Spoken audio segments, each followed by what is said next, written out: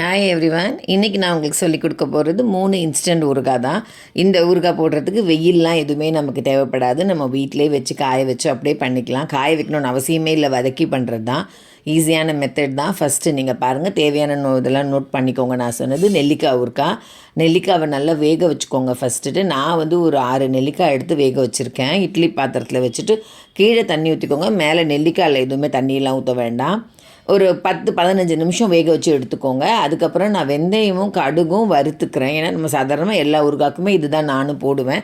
நீங்கள் என்ன மாதிரி போடுவீங்கிறத நீங்கள் பார்த்துக்கோங்க. பட் இது போட்டால் நல்லாயிருக்கும். கடுகும் வெந்தயமும் வறுத்து வெறுமனே வறுத்துட்டு அரைச்சி வச்சுக்கோங்க ரெடியாக. நம்ம எல்லா ஊறுகாய்க்குமே இது யூஸ் பண்ணிக்கலாம், வறுத்து அரைச்சி வச்சுக்கிட்டோம்னா.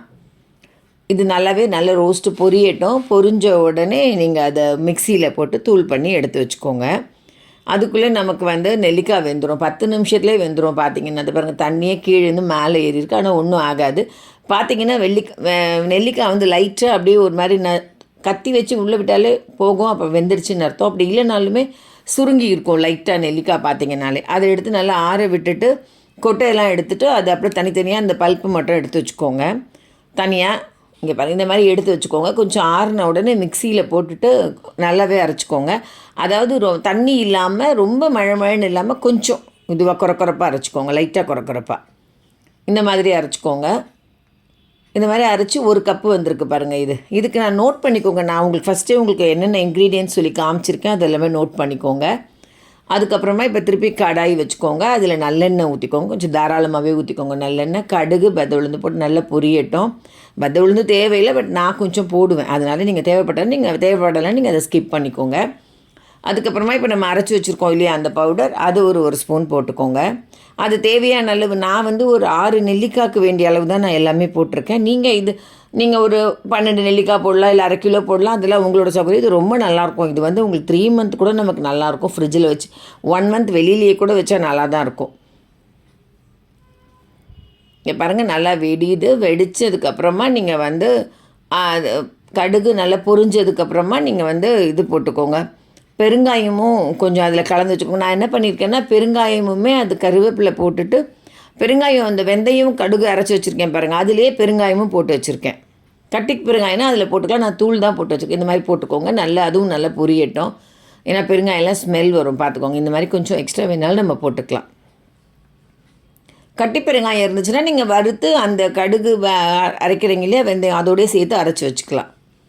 இது நல்லா பொரிஞ்சு வந்த உடனே உங்களுக்கு நம்ம மிளகாத்தூள் எடுத்து வச்சுருக்கேன். தனி மிளகாத்தூள் தான் போடணும். தனி மிளகாத்தூளை நான் கொஞ்சம் காஷ்மீரி மிளகாத்தூளும் கலந்து வச்சுருக்கேன். அது ரெண்டுமே இதில் நான் போட்டுக்கிட்டேன். ஒரு ½ ஸ்பூன் கலந்து எனக்கு 1 ஸ்பூன் வந்துச்சு. அந்த அளவு நான் போட்டிருக்கேன். ரெண்டுமே நான் மிக்ஸ் பண்ணி வச்சுருந்தேன். அப்புறம் மஞ்சத்தூள். இதையுமே சிம் பண்ணிக்கோங்க. இது எல்லாமே நீங்கள் சிம்மில் தான் பண்ணணும். கடுகு பத்த உளுந்து பொரிஞ்ச உடனே சிம் பண்ணிக்கோங்க. அது எல்லாமே நீங்கள் அந்த சிம்லேயே தான் இது எல்லாமே பண்ணணும். இல்லைனா கருகி ஒரு மாதிரி பிளாக் கலராக ஆகிடும் உங்களுக்கு. ஸோ நீங்கள் அதை மட்டும் கொஞ்சம் பார்த்துக்கோங்க. சிம்மில் வச்சுட்டு தான் எல்லாமே வறுக்கணும். இப்போ நல்லா இது லைட்டாக உங்களுக்கு ஸ்மெல் வரும். நல்லா அந்த வெந்தயத்தூள் ஸ்மெல்லாம் வரும். அந்த மாதிரி வந்ததுக்கப்புறமா நல்லா கலந்து விட்டுக்கோங்க. இப்போ நெல்லிக்காய் எடுத்து அதில் போட்டுருணும். நம்ம அரைச்சி வச்சுருக்கோம் இல்லையா, தண்ணி ஊற்றாமல் தான் அரைச்சிருக்கோம். அதை எடுத்து போட்டு நல்லா கலந்துருங்க. இப்போ இதை போட்டு கலந்த உடனே எண்ணெய் ஃபுல்லாகவே உள்ளே இழுத்துக்கும். ஒன்றுமே தெரியாது வெளியில் பார்த்தீங்கன்னா. அவ்வளோ நெல்லிக்காய் இழுத்துக்கும். ஆனால் அது நம்ம இறக்கும்போது நமக்கு அது எல்லாமே வெளியில் வரும். உங்களுக்கு லைட்டாக வெளியே வரும். பட் அதுக்கப்புறம் நான் ஆற வச்சு உள்ளே பாருங்கள் எவ்வளோ ஃபுல்லாக போயிடுச்சு பாருங்கள். இப்போ உப்பு தேவையான அளவு உப்பு போட்டுக்கோங்க. நெல்லிக்காய்னாலே உப்பு பொதுவாக ஊறுக்காய்னாலே உப்பு நிறைய போடணும். இதுக்கு அவ்வளோவா தேவையில்லை. ஏன்னா நம்ம காரம் உப்பு இதுக்கு புளியும் ஊற்ற போகிறோம், ப்ளஸ் நாட்டு சர்க்கரையும் போட போகிறோம். புளி பாருங்கள், நான் சும்மா ஒரு சின்ன கட்டி ஒரு சின்ன பால்னு வச்சுக்கோங்களேன், குட்டி அந்த அளவு தான் நான் எடுத்திருக்கேன். ஒரு புளியங்கொட்டையை விட 2 புளியங்கொட்டை அளவுன்னு வச்சுக்கோங்களேன். அந்தளவு புளி தான் நான் ஊற வச்சு கட்டியாக எடுத்து ஊற்றியிருக்கேன். ரொம்ப தண்ணியாக கரைக்கல, கொஞ்சமாக ஊற்றியிருக்கேன். வேணால் நீங்கள் தண்ணி ஊற்றி கூட கொஞ்சம் இது பண்ணிக்கலாம். ரொம்ப நிறைய நான் கொஞ்சமாக பண்ணனால எனக்கு ரொம்ப தலைன்னு கொதிக்கலை. பாருங்கள், நாட்டு சக்கரை, அந்த புளி நல்ல ஸ்மெல் போன உடனே நாட்டு சக்கரை போட்டுருங்க. நாட்டு சக்கரை 2 ஸ்பூன் போட்டிருக்கேன் நான், சின்ன ஸ்பூனில். ஆனால் ரொம்ப இனிப்பாலாம் தெரியாது, நல்லாயிருக்கும். உங்களுக்கு பார்த்திங்கன்னா இது உப்பு புளிப்பு காரம் எல்லாமே கலந்துருக்கும். நல்லாயிருக்கும், இனிப்பும் இருக்கும். இது நீங்கள் செய்து வச்சு தயிர் சாதம் இல்லை டிஃபனுக்கு கூட நீங்கள் இதை தொட்டுக்கலாம். இட்லி தோசைக்கு சப்பாத்திக்கு எல்லாமே நல்லாயிருக்கும். இது நான் பண்ணேன்னு சொல்ல, பொதுவாகவே இது ரொம்ப நல்ல டேஸ்ட்டாகவே இருந்துச்சு. இது இப்போ பாருங்கள், செய்த உடனே கலர் பாருங்கள் என்ன கலரில் இருக்குது, டார்க் கலர். ஏன்னா நம்ம நெல்லிக்காயில் வந்துட்டு விட்டமின் சி இருக்கனாலேன்னு தெரியல, அது ரொம்பவே கலர் நல்லாவே ஒரு மாதிரி டார்க் கலராக இருக்குது. கொதிச்சிட்ட உடனே தான் நான் இறக்கி வச்சேன் பாருங்கள். இப்போ இந்த கேமரானால இதில் பாருங்கள், இதுதான் ரியல் கலர். இப்படி தான் இருந்துச்சு. நான் பாட்டிலில் ஸ்டோர் பண்ணி வச்சுருக்கேன். ரொம்ப நல்லா இருந்துச்சு. நெக்ஸ்ட் நான் போட போகிறது மாங்காய் ஊறுகாய். மாங்காவையுமே திருவி போடலாம், பட் எனக்கு திருவ கொஞ்சம் கஷ்டமாக, அதனால் நான் பொடியாக கட் பண்ணி வச்சுக்கிட்டேன். சேம் மெத்தட் தான் அதுவும். இந்த நம்ம நெல்லிக்காய் போட்ட மாதிரியே தான் இதுவுமே. ஆனால் நான் வந்து குட்டி குட்டியாக கட் பண்ணி வச்சுருக்கேன் மாங்காவை. உங்களுக்கு இந்த மாதிரி சின்னதாக கட் பண்ண வேண்டாம்னா தோல் எடுத்துகிட்டு நல்லா திருவிடுங்க. திருவிட்டும் போடலாம். அதே மாதிரி தான் எண்ணெய் ஊற்றிட்டு கடுகு, வெதை உளுந்து. நான் வெதை உளுந்து எல்லாத்துக்குமே போடுவேன், அதனால் நான் போட்டுக்க. உங்களுக்கு வேண்டாம்னா நீங்கள் ஸ்கிப் பண்ணிக்கோங்க. பெருங்காயம் இப்போ அந்த பொடியும் நான் இதில் போட்டேன், உங்களுக்கு தெரியல. நான் நடுவில் ஏதாச்சும் ஒரு இடத்துல நான் போட்டிருப்பேன், அது காட்டலன்னு நினைக்கிறேன், தான் உங்களுக்கு சொல்லிட்டேன். அதே அந்த கடுகும் வெந்தயமும் அரைச்சி வச்சுருப்பேன், அது நான் கண்டிப்பாக போடுவேன் எல்லாத்துலேயுமே.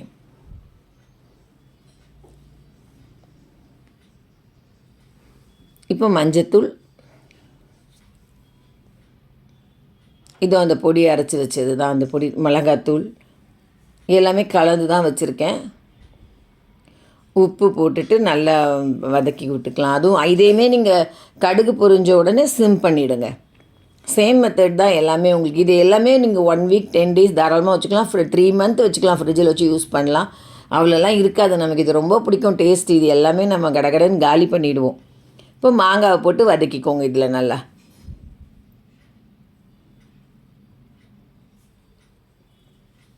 நான் வந்து கிளிமுக்கு மாங்காய் தான் போட்டிருக்கேன். நீங்கள் வேணும்னா நீங்கள் குண்டு மாங்காயில் கூட போட்டுக்கலாம், ஒன்றும் பிரச்சனை இல்லை. ஏன்னா நம்ம இதுவுமே பார்த்திங்கன்னா இனிப்பு இருக்கும். இதுவுமே பார்த்திங்கன்னா காரம், புளிப்பு, இனிப்பு 3மே கலந்தது தான். தயிர் சாதம்லாம் பண்ணிட்டிங்கன்னா இந்த மாங்காய் ஊறுகாய் வச்சுட்டா ரொம்ப அமிர்தம் மாதிரி இருக்கும், நமக்கு திருப்தியாக இருக்கும்.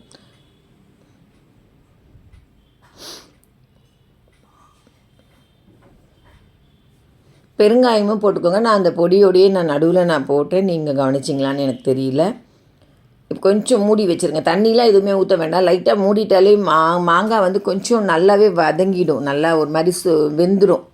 இப்போ நான் 2 ஸ்பூன் நாட்டு சக்கரை போட்டிருக்கேன். இதுக்குமே நாட்டு சக்கரை, ஏன்னா மாங்காய்லாம் ரொம்ப காரமாக இருக்கிறத விட இப்போல்லாம் பார்த்திங்கன்னா இது மாதிரி நாட்டு சக்கரை போடும்போது கொஞ்சம் நல்லாயிருக்கு சாப்பிட டேஸ்ட்டு.